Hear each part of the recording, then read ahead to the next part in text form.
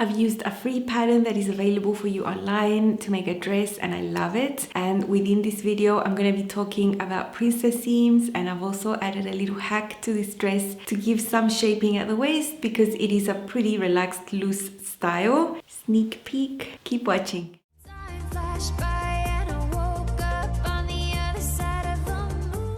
Hi sewing friends, I'm Karina from liftingpinsandneedles.com. Welcome to this channel that is all about sewing, limitless sewing, and in this channel we discuss all different aspects of sewing. I take a garment, make it, and show you several aspects of construction, sometimes my thoughts and different ways to sew these things. It's all about keeping possibilities open, hence the limitless sewing. If you think that's a cool idea, go ahead and subscribe to this channel and tap on the bell so you don't miss out when new videos go live. Today I'm filming from inside the sewing room. It's not a great day to be out there today for various reasons, so I just can't deal with the fog. The pattern I made comes from an Australian magazine called Peppermint, and for a while they had a long collaboration with a pattern company called In the Folds, which is also Australian, where every month they would release a new pattern there as an online PDF download for free. And this has been going on for years. I think since 2016. If you go onto their website, you will see a lot of patterns, and I will link that down below. I have been collecting a bunch of these patterns, and why haven't I made them? I don't know, but I finally did, and I chose one that I like the features of. This pattern is called Button-Up Dress. It also has a V neckline. It has princess seams on the front and the back. It's meant to be sort of a looser style that can be worn on its own, or for colder weather to be worn with a long sleeve top and tights underneath. And just thinking about that option makes me start sweating like you can't even imagine. So let's think of this dress as a summer style for me, one that I would wear on its own always. On the inside, there is an all-in-one facing, and I'll discuss that in a little bit. And on the front, there's an integrated facing, so that's how it's finished inside. The all-in-one facing would finish the neckline and the sleeveless armholes in one go. And it is a type of finish I have used in the past, but I opted not to go that route for this time. They recommend medium to heavyweight fabrics, and I think it's more related to the suggestion of styling for winter weather. So, mentioned here is denim, corduroy, cotton twill, that sort of fabric. It wouldn't be my preference to make this style in any of those fabrics ever, because it is a sort of loose style. It would stick out a lot, and I'm just never gonna wear something thick with anything underneath. It's just not what I'm gonna do. It does mention there as a warning that you can use lighter weight fabrics, but the buttons might weigh it down. Now, I find that a really weird warning because we always make blouses or dresses out of light materials with buttons without an issue. I've never actually seen anyone warn you against using buttons with a lighter fabric. I found that odd. I would say my fabric choice is a light to medium weight woven. It is a rayon linen blend. It's fine, it drapes, it looks like it has to look for the style I'm gonna wear, which is just wearing it on its own like a standalone dress. The sizing here doesn't come in the traditional like 0, 2, 4, that type of numeric, and it comes in letters from A to J. Whenever I see sizes like this, it really confuses me. But then again, it helps you focus on the measurement charts and not use your bias and your preconceived size that you think you're supposed to be or that you are in other patterns. So I think that's where it goes when some pattern companies name their sizes in like random numbers, like from 1 to 8 or from A to J, or sometimes with colors or just random names. So from A to J is the sizing here, and that'll go up to a 51.5 inch bust and a 54 inch hip. It is a roomy style, as I mentioned. You can wear stuff under it. So there's about 5 inches of positive ease at the bust and 8 at the hips. Considering all that and looking at the finished garment measurements and the size chart, I cut a size G. They give you detailed measurements of the total length of the dress, and looking at the modeled picture that you can see here, you can tell it is a short dress. The length for the size I chose is 93 centimeters. That is extremely short for me. That would be a mini dress on my body. That's 36.5 inches of length. So I knew that this was going to need a lot of length adjustments. I added an inch around the waist area, added an inch to all the pieces there, and then at the bottom down, going down the dress, is another shorten and lengthen line, and that's where I added 5 whopping inches. So I have an extra 6 inches of length at the dress. It doesn't change the shape or the style or anything. It's just not going to be a mini dress anymore for me. If you're shorter, I think the original length might not be that short on you, but for me, it would have been extremely short. A few weeks ago, I shared with you a video that took a lot of work in preparation and thought. And I also wrote an accompanying blog post on how to lower or raise the bust height on different styles of patterns with darts or princess seams. And actually, this is the pattern I used for that example because I needed to make that adjustment for this pattern.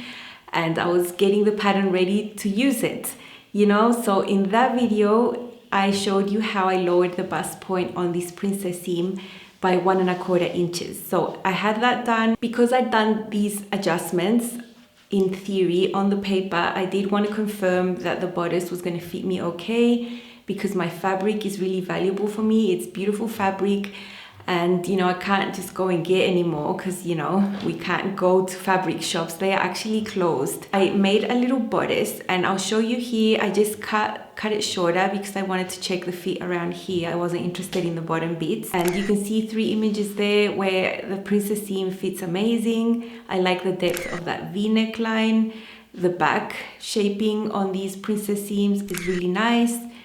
Beautiful. So I was really happy. I want to mention a few things about princess seams because what you're going to see me do, you might question or think, oh no, it's wrong, you don't do it like that.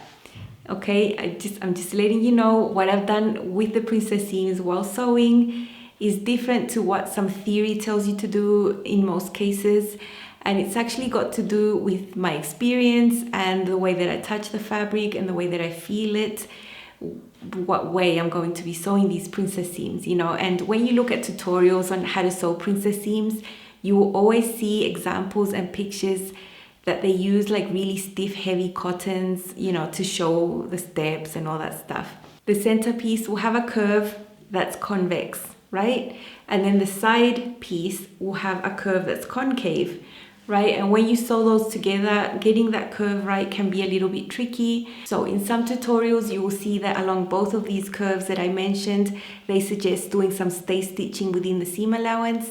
And that is to prevent these curves from distorting depending on how pronounced the curve is. There's a section of the pattern piece that is cut sort of on the bias and it could distort. And I agree with that, depending on how pronounced the curve is. You know, if the bigger the cup size, the more pronounced the curve. My curve isn't that pronounced. I find I have a C cup curve and I'm really careful when I manipulate these pieces. So in this case, I didn't do any stay stitching, although I have done it in the past. You're not going to see me do that here on both of these curves. You will see that on the centerpiece where the curve is convex. They tell you to snip along the curve, you know, with a distance in between, not to the seam allowance, but just a little bit on the edges. Snip, snip, snip, and that's to help that area spread out in order to be able to sew this properly to conform the curve of both pieces. And on the concave curve, which is the one on the side, they tell you to cut little notches along that curve, and that will get rid of bulk when both of these seams are together. Did I do this? No. Why? I think when you're working with really stiff fabrics that have no give at all, and especially if you're working with large seam allowances like 5/8 of an inch, I think the convex curve is just going to be really stretched out and it's not going to conform, and you're going to have a lot of bulk on the concave curve, you know. Yeah, go for it. And I have actually done that with this pattern right here. This is the Cape Town moto jacket, and you can barely see, but there is a princess seam right there. And actually when I filmed this and showed this video, I did show how I did all these things that I'm talking to you about inside. So snip on one side, notch on the other. I used a towel to press the seams open. This is a heavy, stiff cotton. It won't like give it. It had to be done, okay? I did all that because it needed to be done. And I have made other garments with princess seams where I have not done all these steps, and it's because I've used the 3/8 seam allowance also. Even if the pattern calls for a larger seam allowance, you can sew that and then you can trim away and have a smaller seam allowance that will conform to the curve. For example, this is a Nikki blazer by Style Sew Me. You can see the princess seams inside, 3/8 seam allowance, and they've both been pressed open. No snips, no clips, no notches, nothing. Why? Because this fabric is medium weight. It has a tiny bit of give, a little bit of stretch, and I played with it. I pressed it on top. I don't have a ham. I use a rolled up towel. I pressed the seam open and it lay beautifully. So why would you want to damage your fabric if this specific fabric doesn't need that to happen? You know, and 3/8 seam allowance on a princess seam does wonders to how it looks. So I'm not trying to justify why I didn't do these things on this dress. I just want to explain why. This is a linen rayon blend. It presses beautifully. It really has a bit of give when you put it on a ham or a towel with steam. You know, it'll conform. You don't need to damage the fabric by doing that sort of thing on both of these seams. I don't like pressing these seams open when it's a lightweight fabric like this either, so I press them towards the center. Seam allowance is 3/8 on the pattern, so it's beautiful. Occasionally I will get a comment that is a bit disheartening on this channel where someone will say, I wish you didn't talk so much and just get straight to the point. Well, I feel that with things like that, I can't just say, hi, let's go sew. You know, I have things to say. It is a sewing channel and I'm staying in topic. So, you know, for those of you who find I talk too much, I'm sorry, but I did think this was important to talk about princess seams. You know, we don't usually talk about these things and I am sewing them. So I might as well give you my opinion around the theory and why sometimes I will do the theory. I know the theory. It's good to know the rules. But it's also good to know that some fabrics don't need those extra mega precautions because they are just easier to work with fabrics, you know?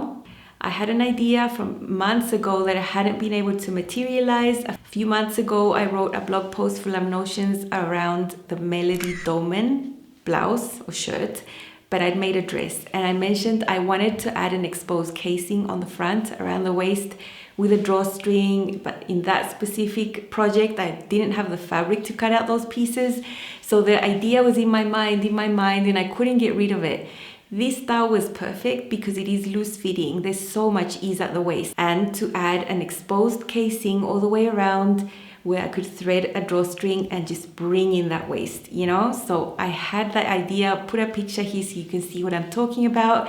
And I did it, you know, we can do this. It's sewing and we can add things to styles and it's what's the most fun about sewing. In Up Close and So Personal, you're going to see some sewing footage while I was making the dress, while I was fitting it on myself. The unconventional way I determined where this exposed casing was going to be on the dress, because you can't just sew it, you know, it has to be in the right place. I'm going to show you that and how all that came together. I'm excited to share, so let's hop into Up Close and So Personal.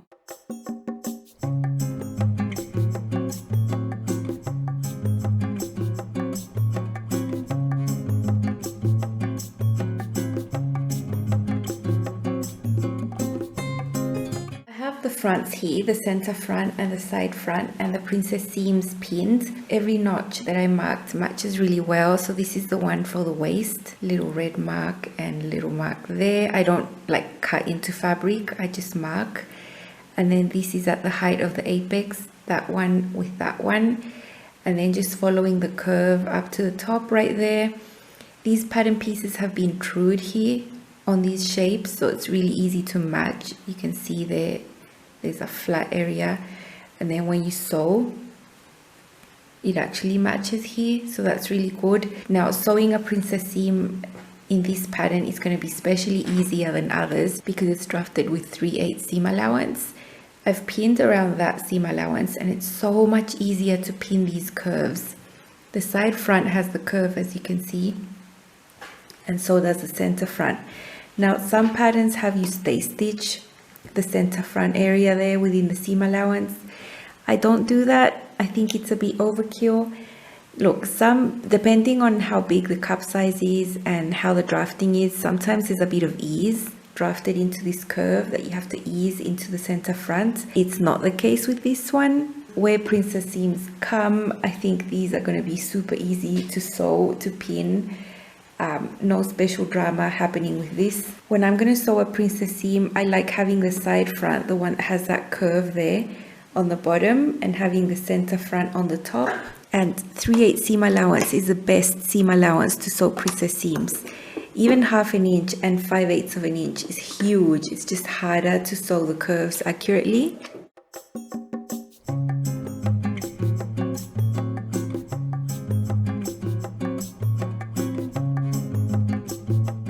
You can see how easy it is to sew this curve here.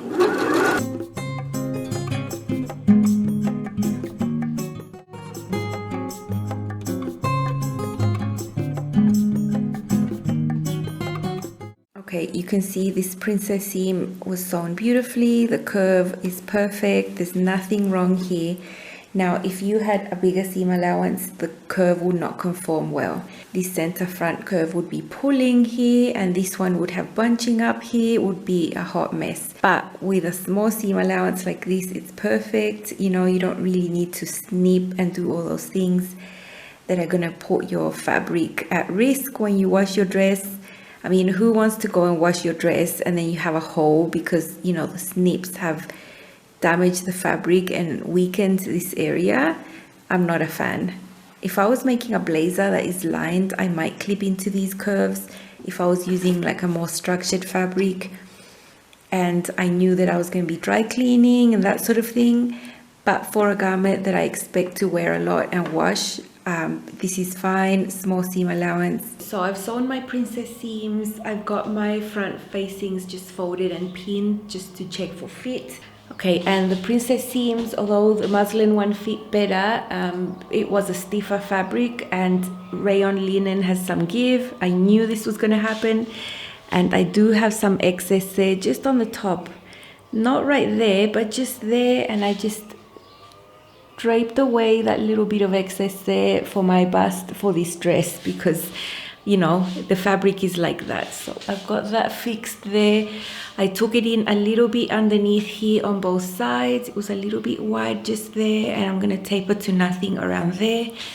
And at the waist, it's super loose. Like it's got a lot of ease, the back. So that's why I want to do that casing. So I put my hands on my waist there. I put a pin there to mark where my waist is. And then if I stand up straight and mark where my waist goes there, I have put pins around there. If you look at it from the front, it looks curved down, and that's because I have a bust. At the back, I have put a pin there and a pin there. This one's going to be more straight at the back than it is at the front. It's going to curve down slightly because of the bust. So I'm going to go and mark all this around where my waist is on the dress. But otherwise, I'm happy with the fit. It's supposed to be a roomy dress, but I do want to give that waist definition. That's why I'm putting the casing on the top with a drawstring. I've got the dress folded in half, so that's the center back that's folded, and here are the center fronts. And I've drawn my curve with a chalk, so you can see how it starts there sort of straight, and then it starts curving up towards the side. And then from the side, it curves down, but slightly at the back, less than it does at the front. So I'm going to mark that on the other side so that I have my waist marked all around the dress. And then I want something semi-permanent to mark that. And I'm going to use actually basting stitches because anything else is going to come off when I do pressing and things like that.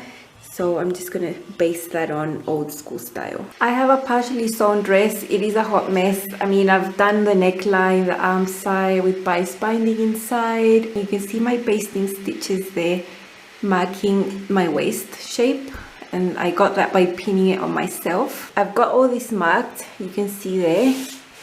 And I've done the same to the back there. I'm going to make double fold tape. It's not cut on the bias, this is cut on the grain line, just normal. And I've cut it 3.5 centimeters wide here. And that's the width that fits well into the 18mm bias tape maker. So I'm putting it here to achieve the double fold, but this is not cut on the bias. This will be the tie that goes inside the visible casing. This one is also cut on the normal grain line, and it's 2 inches wide there. This wider one didn't work really well with the bias tape maker at all, so I just folded it, eyeballing it and tried to be even all the way around. So I folded one and then I folded the other, and this is what I'm going to be sewing around the waistline, where I marked my basting stitches around the shape of my waist. Okay, so you can see the basting stitches that marked where my waist was, all that curve, and I have pinned the casing like 3/8 of an inch below that. The drawstring will come in through there, so it'll be a good inch below my waist, and when I bring it in, it'll go up to my waist and give a little blousing effect, just a little bit. And the ends of this casing, I've just folded it twice in there and top stitched it with the same color there just to make it pop, and they reach the same level. You can see like 3/8 away from that stitch line there, and the same there. So when you look at it, it's centered, and I'm just gonna go sew. Well, I'm gonna hand baste, of course. I'm gonna baste that on first. Sew on the edge there, all the way around. Then I'll just put my drawstring through there, put it all the way around, and it'll come out through there, and then they'll hang there where they can be tied in a little bow. Okay, so I have my casing basted on top of the dress. I can remove these silly ones that were just a reference for me to be able to pin that on and then baste on to have the right position for my waist. So those can come off. I have basted both edges, and I'm going to use my edge foot and sew with this same tan colored thread I've been doing the other top stitching, and I'll do that all the way around and that one all the way around. I have my tie here with the 2 folds, and all I'm going to do with this is just put those together and sew on the edge, and once that's done, that is what's going to go in there.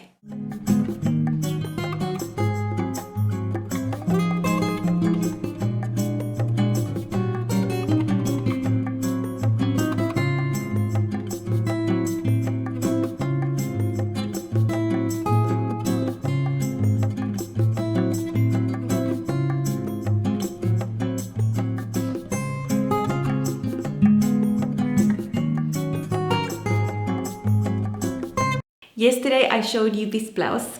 This is a simplified Zamora blouse from Itch to Stitch, and it has the same type of neckline this dress has. So it's got an integrated facing in there, it overlaps, and it's got a button down with a V. And every technique I showed how to finish this inside is exactly how I finished my dress. The same thing. And you'll see it when I turn it inside out. But you can see the neckline is like that. I did the same type of sewing. I chose tan colored thread to sew, and I put a load of buttons there. And this is the famous exposed casing that I was dying to make. You can see it finishes close to where the buttons are, about 3/8 of an inch away on both sides. Through there, the drawstring, which is just that long strip that you saw how I made. You know, there was a bit of hand basting involved, but I'm really happy with the positioning here. You see it's curved to follow my waist because I have a bust, so I can't just sew this straight. It's not going to be right if I do that. And at the back, you also see there's a bit of a curve going on there. Well, it's got to do with my hanger as well. Things are always going to lie right with a hanger. It's beautiful, gorgeous dress. And I top stitched the princess seams down. And I only did 1 row of narrow top stitching. I didn't want to do one that's wider, because I wanted the seam allowance inside to be free. I didn't want it to be pressed down. And all those issues about the curves being an issue in a princess seam will only be pronounced if you do a wider top stitch. So I would avoid those with princess seams. In a fabric like this, I wouldn't be happy. But a narrow one just highlights that seam, especially because this is a solid, so why not? This is how it looks inside. You can see my bias binding comes from behind the integrated facing. It's the exact same finish that you saw me do on this blouse. And that's why I always mention things that you see here, they don't have to be for this specific pattern. I wish you would remove the sewing you see from the actual pattern I'm showing, because they can work for many other things too. And that's how I did that.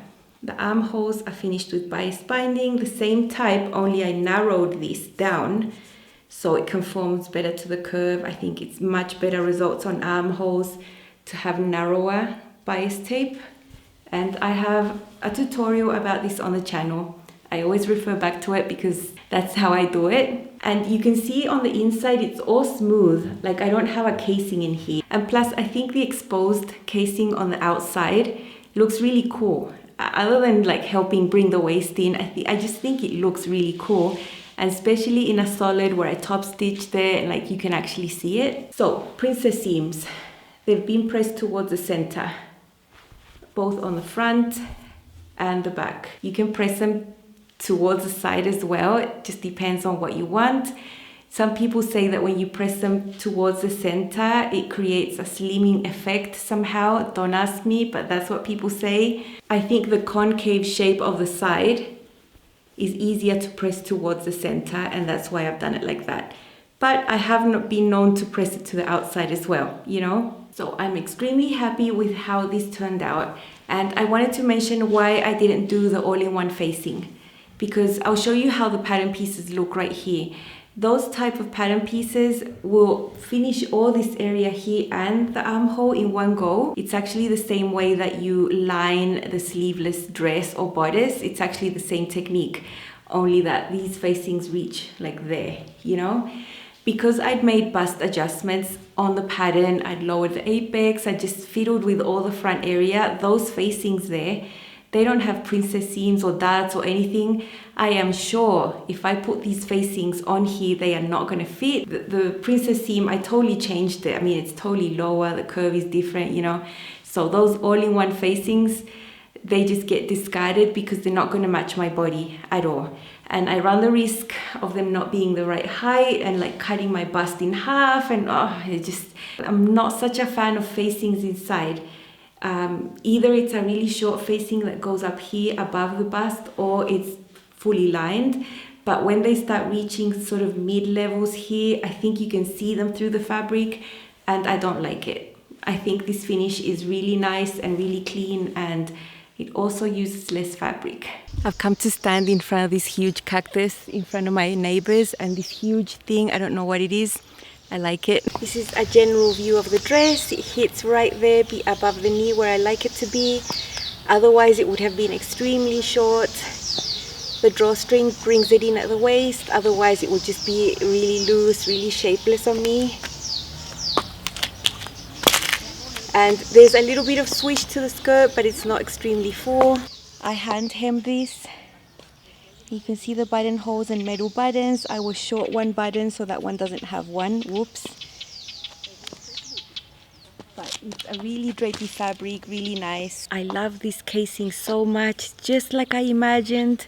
Comes out of there and it's just a long tie, and it just really cinches in the waist. And because I put this casing a little below my waist, when I cinch this in, it brings it up to my waist with a little bit of blousing going on there, just a little bit.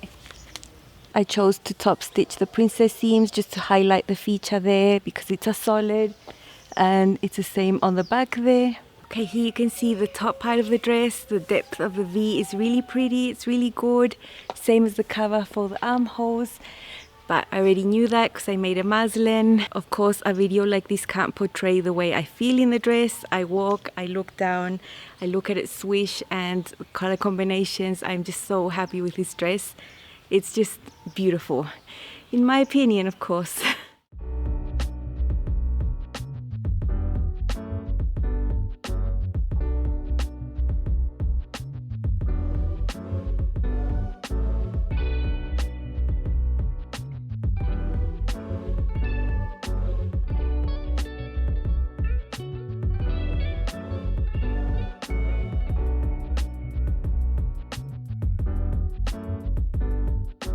I know this episode is really content packed, like really dense, but I felt I really wanted to talk about these things. Next time you sew a princess seam, there are things to consider, like what your cup size is, how pronounced that curve is, what fabric you're using, how will that curve mold to the fabric, if you know what I'm saying. Always go and press it on top of something that will give it shape, like a ham. I've never had one. I just use a rolled up towel. But you know, sometimes it's a little bit overkill depending on the fabric. Light fabrics like this that have like natural components like linen, rayon, they tend to give and they tend to press really well, and you're not going to have the issues you have with like really stiff fabrics like this. You know, if I was making a winter version of this dress and chose like a twill, like corduroy, whatever, yeah, go ahead and do all those snips and clips. Although you will be weakening that area there, I would hand wash that garment, you know. So just, there are things to think about when you're sewing, not just going straight in with some of the information you might have, because sometimes the rules can be, you know, bent a little bit, you know, things can sort of vary depending on what you're sewing. And I highly recommend this pattern. It's beautiful, the instructions are gorgeous, very good diagrams, it's free. Now that I've had such a great result, I can go ahead and make more because I have a load of them in my desktop, the ones that I've liked. I don't like all of them, but there are loads that I do like, and I'm going to start making them and sharing them with you. Thank you so much for watching, and I will see you again very soon. Bye!